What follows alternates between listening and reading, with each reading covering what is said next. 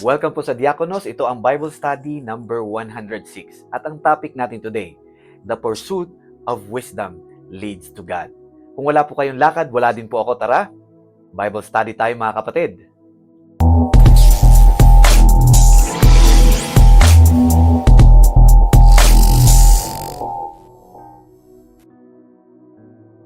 Mga kapatid, ang verse natin today is found in Proverbs chapter 2, verse 5 to 6.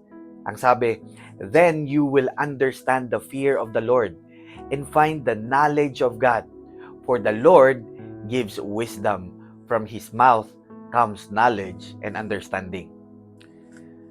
Mga kapatid, there are three things that I want to share to you today po.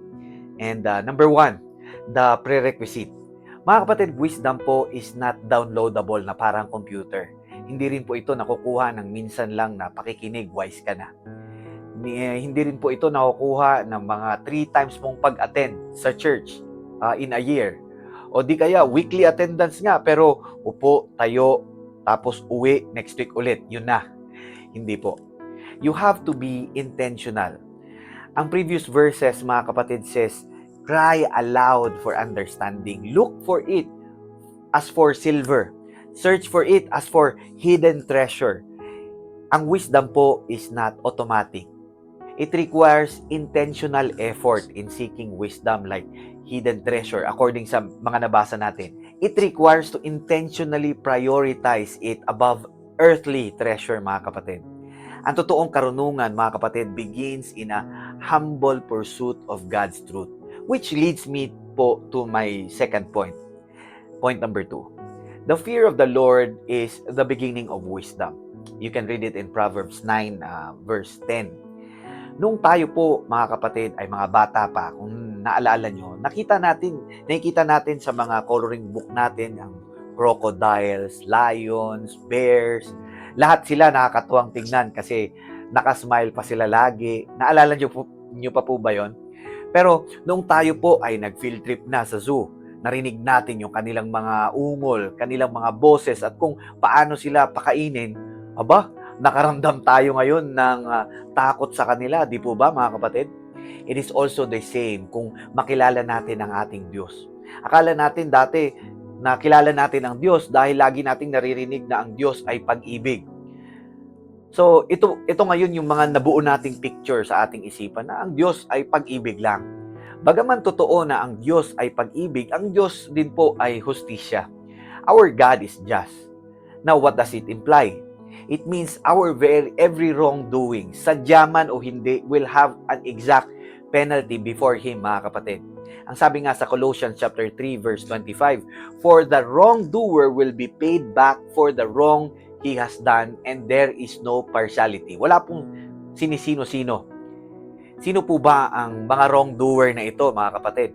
Roma 3:23, "Sapagkat ang lahat ay nagkasala at hindi naging karapat-dapat sa paningin ng Diyos." Lahat tayo, mga kapatid, whether we like it or not, we better like it. We are all sinners before God. So kung sinner tayo, kapatid, what's the consequence?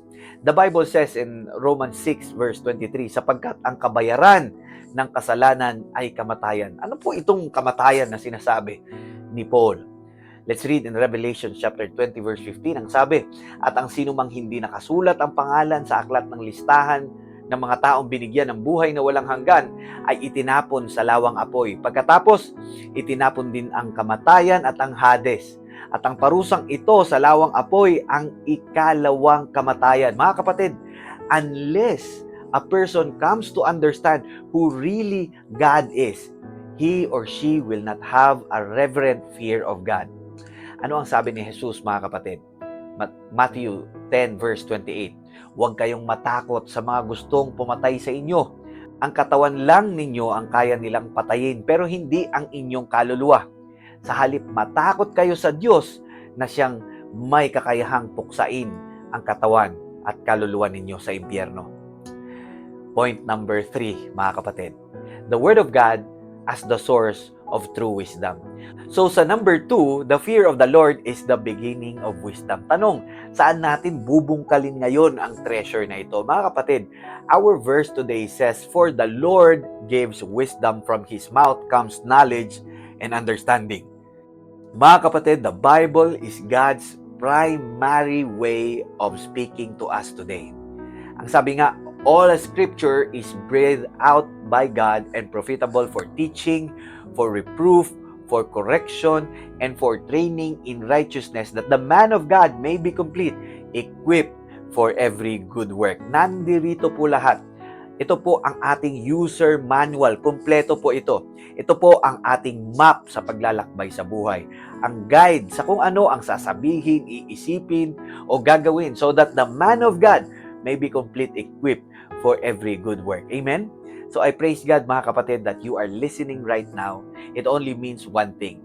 And that is, you desire, you long for wisdom. But it does not stop there, mga kapatid. Ang sabi po ni Jesus, kaya ang sino mang nakikinig at sumusunod sa aking mga sinasabi ay katulad ng isang matalinong lalaki. Sa English po, ang sabi, wise man, na nagtayo ng kanyang bahay sa pundasyong bato. Mga kapatid, I encourage you to find yourself a Bible-believing church. Magpa-disciple ka. Be intentional, kapatid, in daily Bible reading. Cultivate quiet time. Ito yung pagbabasa natin ng scripture, kahit one verse lang or one sentence lang. And in reading this one sentence or one verse, we will try to answer yung 5 W's, yung pong what, where, who, why, when, sa binasa natin na one verse or one sentence lang. It will really help you hear the Holy Spirit's guidance through prayer and reflection sa verse na binasa natin, kapatid. At higit sa lahat, sundin natin ang wisdom revealed by God's Word. Mga kapatid, ang tunay po na karunungan ay hindi basta-bastang dumarating. Kinakailangan itong hanapin ng may buong puso at intensyon, tulad ng paghahanap sa nakatagong kayamanan. Ang simula ng karunungan ay ang pagkilala sa takot sa Panginoon, sapagkat ito ang magdadala sa atin sa tamang landas at makakatulong upang maunawaan ang kanyang katwiran. At ang kasagutan kung saan ito makukuha ay malinaw sa salita ng Diyos, sa Bible, mga kapatid. Ang Biblia ang gabay natin sa buhay. Nagtuturo kung paano mabuhay ng may layunin at kabanalan. Huwag tayong tumigil sa pakikinig. Tayo rin ay maging masunurin sa kanyang salita upang tayo'y maging tunay na matalino sa paningin ng Panginoon. I really hope that you are blessed, mga kapatid, because I am. Let's pray po. Heavenly Father, Lord, maraming salamat po sa iyong salita na nagbibigay ng karunungan at gabay sa aming buhay. Tulungan niyo po kaming magkaroon ng pusong masigasig na hanapin ka at maunawaan ang inyo pong kalooban. Bigyan niyo po kami ng takot na may paggalang sa iyo at ng kakayahang sundin ang inyong mga utos. Patuloy mo po kaming palakasin at bigyan ng karunungan mula sa iyo. Sa pangalan ni Jesus, ito po ang aming panalangin. Amen at amen. Kapatid, kung bago ka sa Diakonos, I encourage you to hit that follow button to be notified on our next Bible study. And when you feel that this Bible study po might be helpful sa iba, please consider sharing this Bible study po. Purihin ang Panginoon. I hope to see you in the next Bible study, mga kapatid. God willing.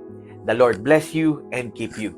The Lord make His face shine upon you and be gracious to you. The Lord lift up His countenance upon you and give you peace. Hanggang sa muli po nating pagsasama-sama, mga kapatid, patili tayong matatag sa ating pananampalataya at magpatuloy tayo sa ating paglilingkod sa Panginoon. To God be the glory, mga kapatid. God bless you po.